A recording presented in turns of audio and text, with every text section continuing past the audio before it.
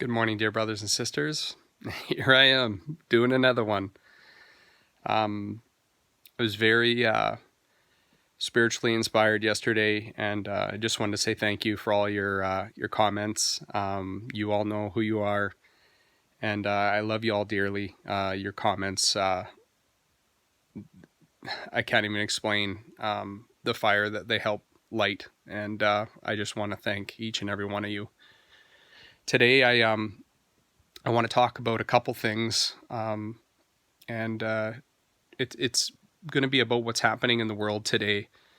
Matthew 24:7 states, "And nation shall rise against nation, and kingdom shall rise against kingdom." Now, if we look at Matthew and his gospel and who he was, the first lesson there is he was a tax collector in his previous life before he started walking with our Savior. And being a tax collector, he would have been fluent in Greek and Aramaic.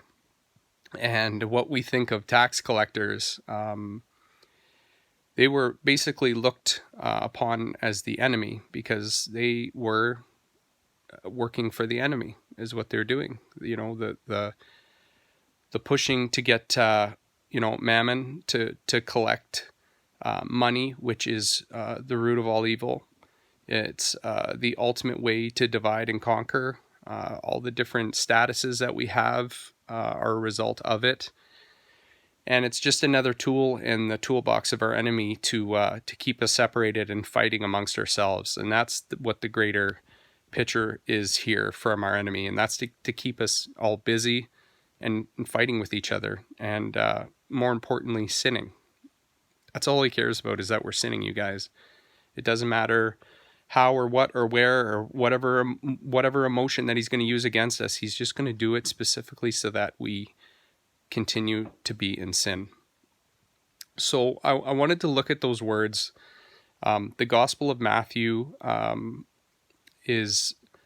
was written in Greek.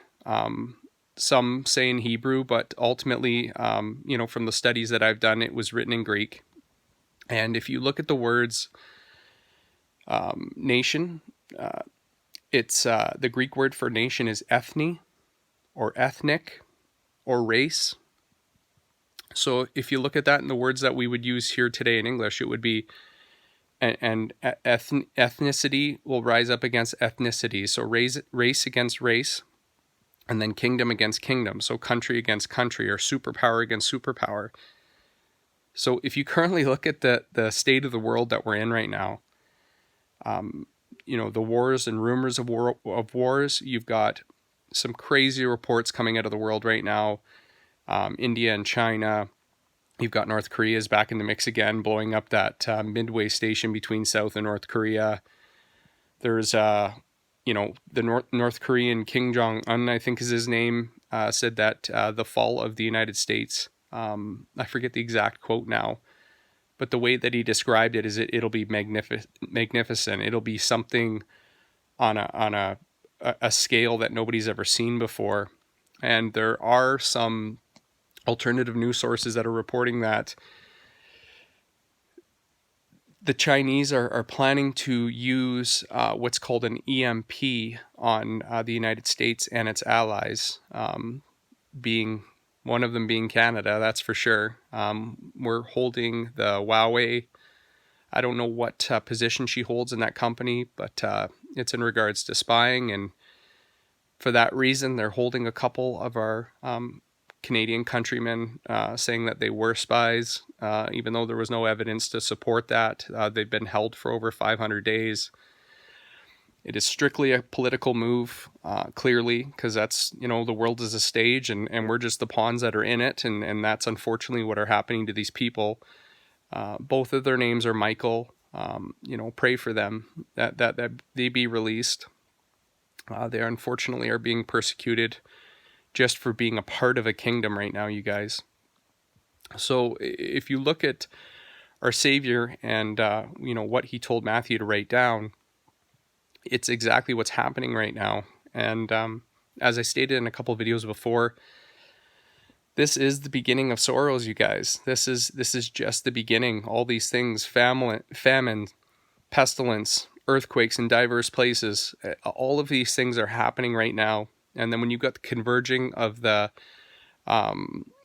eclipse that we had, over in the east, right over Israel, the Ring of Fire, and just a massive flood of just crazy things are happening in the world right now. And I don't want to focus on those things, because those things ultimately, they're not to be thought of and to be worried as for fear, because these things were foretold to pass, and that's what's happening.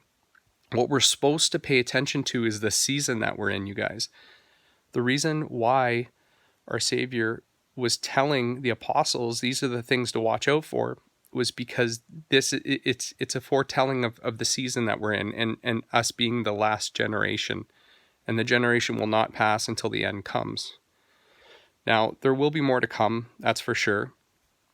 But at the end of the day, we're just supposed to pay attention to the season, not to the fear or to the emotion or to the sin that's attached to any of these things.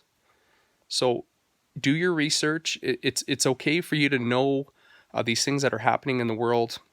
I always get blamed that, I'm focusing more on fear and the negative side of it, but that's not what I'm doing. I'd like to know the time that I'm in.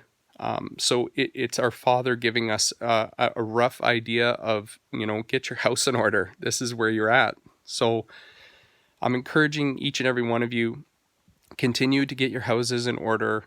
Continue to bring brothers and sisters to that knocking door, because we're in the thick of it right now. And the times that are out there right now are just, they're mind-blowing. They're something of a movie or a fictional novel, but here we are living, the truth is stranger than fiction. And I love it, you guys. It's been amazing. We are living the greatest story ever told. And, if our fellow brothers and sisters that are not quite there yet, if they could only see with the new eyes what is going on around them, they would truly be able to understand that there is a creator out there watching them, taking care of them, leading them down the path to salvation. And we are those instruments, you guys, to continue to lead them there. So I think the moment for myself, I started stepping back a bit and focusing more on my woes and my troubles. And the one thing I did notice is that it took me away from my purpose. And my purpose is to try and help everyone else. And I tell this to my daughter all the time. If you only worried about yourself and nobody else, who's looking out for you? And that would be one, yourself. That's it. Now, if you focused on helping everybody else and not worried about yourself, and if everybody else did the same, then everybody would be looking after everybody. And that's the goal here, you guys, is we need to continue to look out for one another, pray for one another, give each other that encouraging word that we need when we're down. And again, I just want to thank each and every one of you that took the time to make a comment yesterday, because it lit that fire back up for me again and helped me get back up and dust myself off and understand that the Father loves me and loves you more than anything. And that's why the enemy hates us so much, is because he feels that we're made and created and better than anyone. And the Father just loves his creation, period.